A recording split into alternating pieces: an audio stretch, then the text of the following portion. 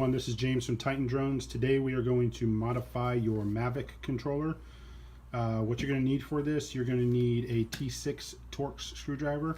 You're going to need a Phillips bit set, a 9mm socket or 9mm wrench, an assortment of nylon pry tools, your Titan Drones QMA adapters, and your internal cables. As always, we always recommend that you employ anti-static measures. First is being an anti-static mat that is grounded, and of course your anti-static wristband. The first step is you're going to want to remove these two T6 Torx screws.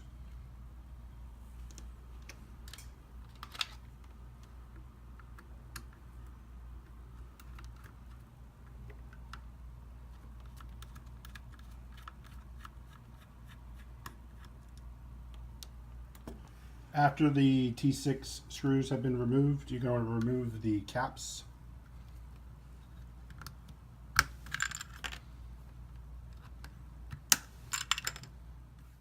Alright, now that you've removed the caps, you are going to pry up the entire bottom plate here.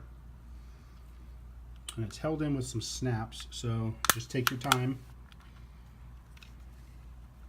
Pry up on each side.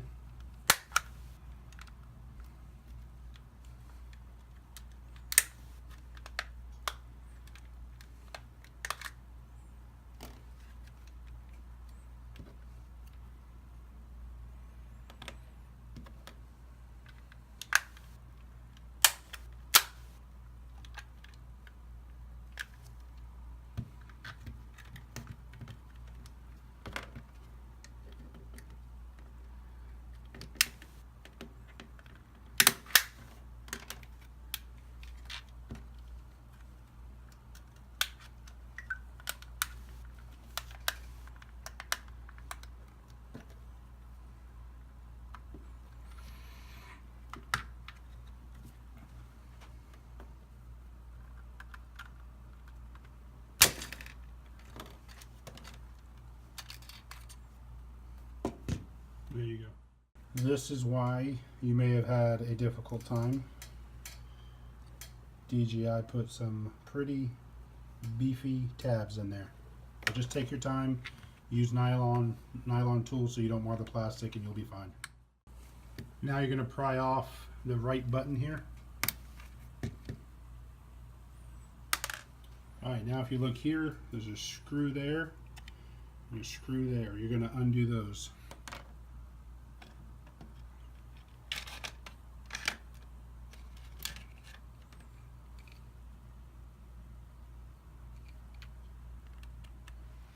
This is done with a number 0 Phillips head.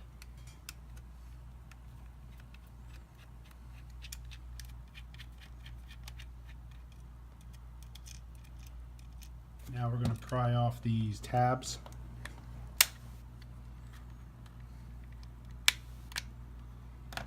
Basically, you're going to separate the controller along the parting line.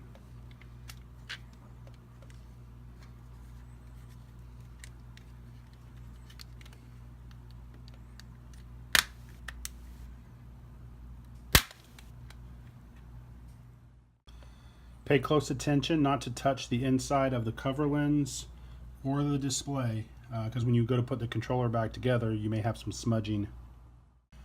Now we're going to unlatch the flat cable that supplies the keyboard.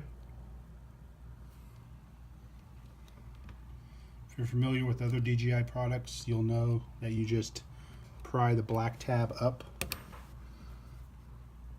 There you go. And then we are going to remove that gently. Now you're going to take your number 0 Phillips bit and you're going to undo these 6 screws around your monitor, which is basically securing in your keyboard.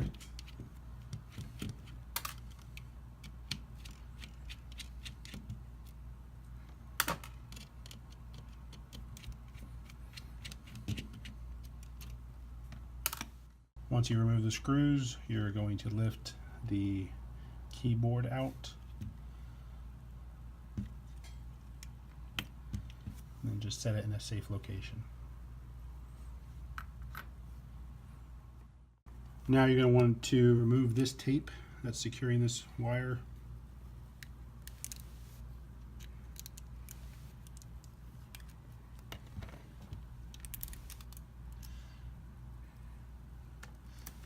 And then you're going to remove the screws around the perimeter of the display. You're going to use your number 0 Phillips screwdriver to remove the screws around the perimeter of the display. Now you want to remove the top 2 tab buttons, keep them safe. When removing the display, make sure to unhook this connector here, and there's a ribbon cable underneath as well. You're going to want to make sure to remove that.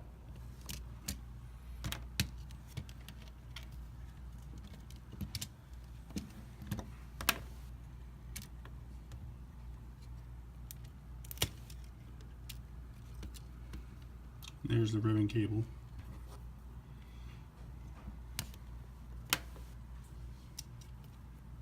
And set that aside.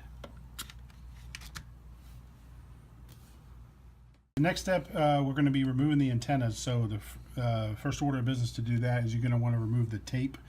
You can either set this aside and reuse it, or replace the tape once you put the new wires in.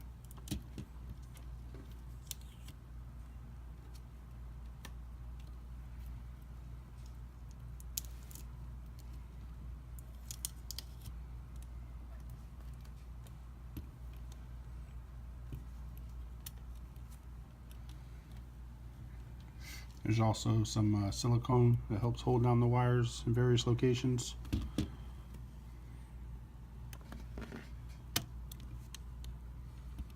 Then you're going to pry up your IPEX connectors. Be very gentle here. You don't want that IPEX connector coming off the board.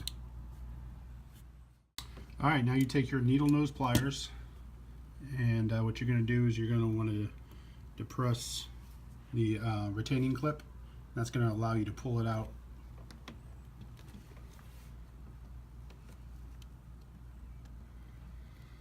And if you pay close enough attention and are careful, you can retain these factory antennas. You want to just set them aside and keep them. And it'll just pull out like so. And it's the same thing on the other side.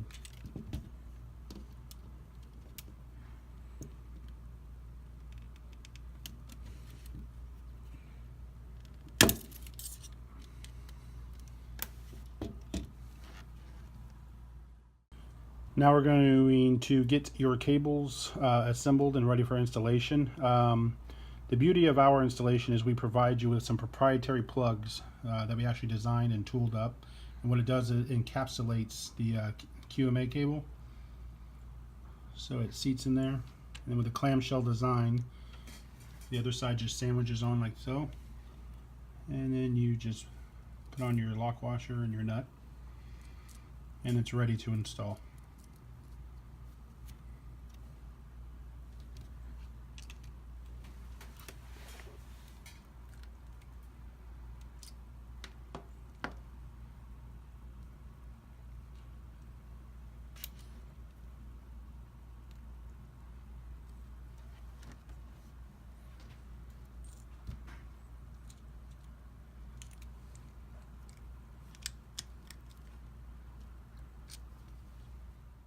Now you just fish your cables through the factory antenna holes. So this installation will require zero drilling, zero use of your Dremel. You're going to want to line up this tab that we put in the QMA adapter with the tab that you see on the controller.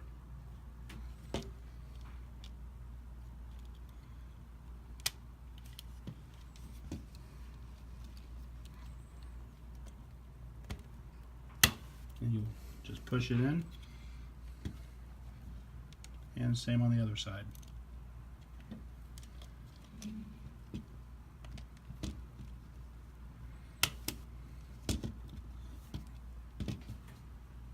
All right, now we're going to be just installing the wires again. We like to put, a loop or two in there just to help take care of the excess cable. It's better to have too much than not enough. and then seat your IPEX connector back on the boards.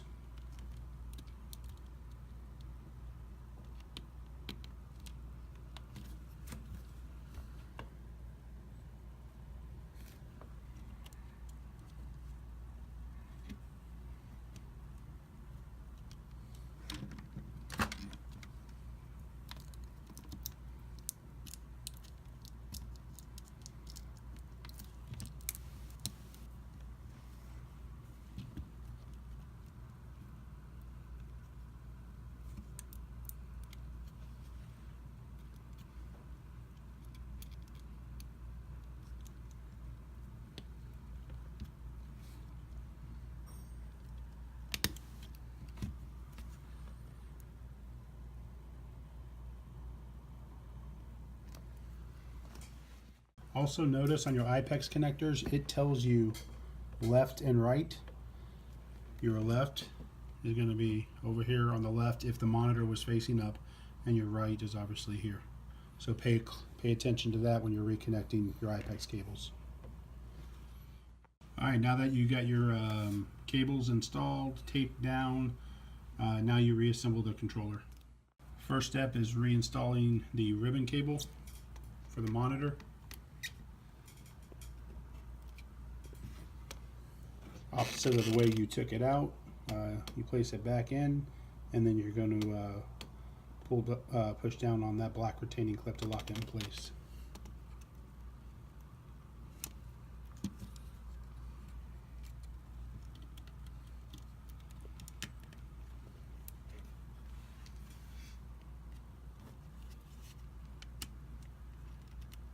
You're going to seat your monitor back in the same place it came from, making sure not to pinch any wires underneath.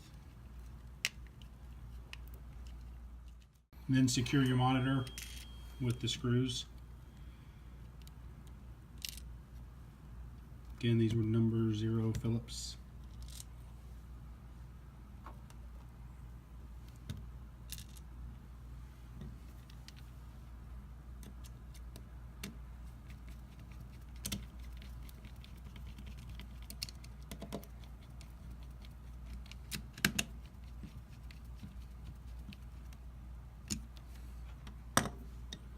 Now you're going to reconnect this connector here.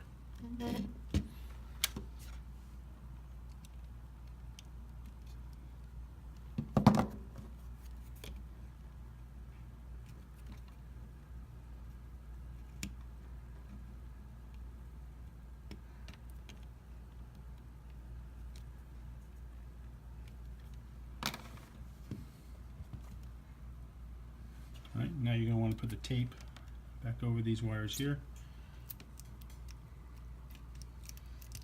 just like from factory.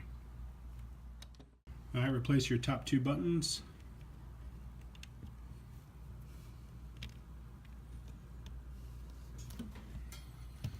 And then we will replace our keyboard.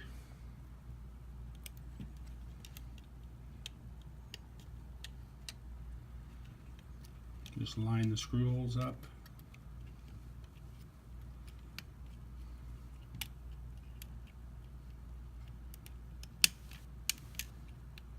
Make sure your buttons depress. And secure with your number 0 Phillips heads.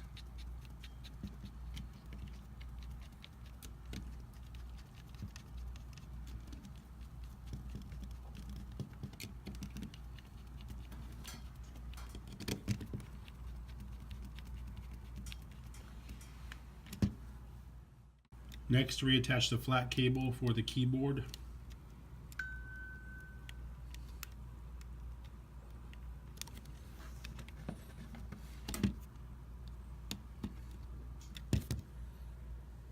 If you happen to touch the display during installation, we provide you with a microfiber cloth so you can clean that up.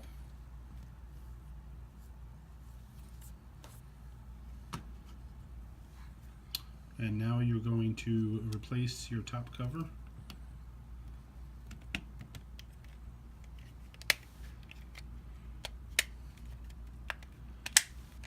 squeeze together at the parting lines.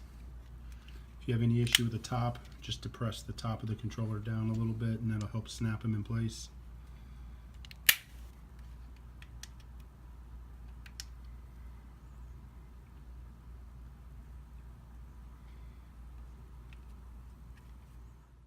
Alright, now reinstall your cursor button. Go ahead and power on the RC at this point, and you're going to want to test all the buttons just to make sure they activate before you get it 100% back together.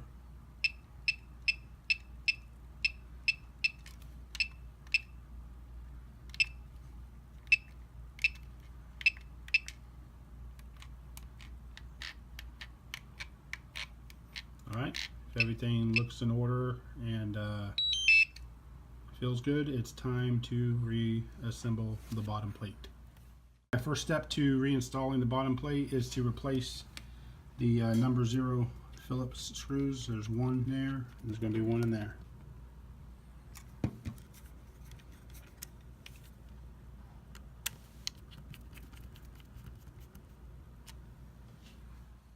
Now reinstall your bottom cap. This may require a little bit of pressure if you remember the tabs.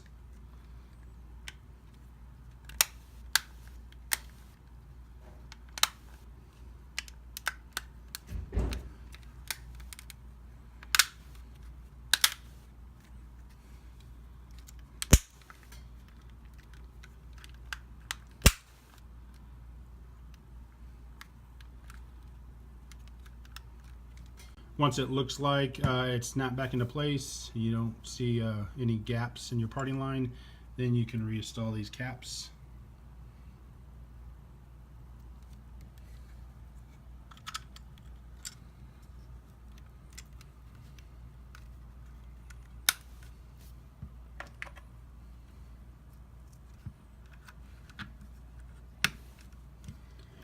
And you're going to secure those with your T6 Torx screwdriver.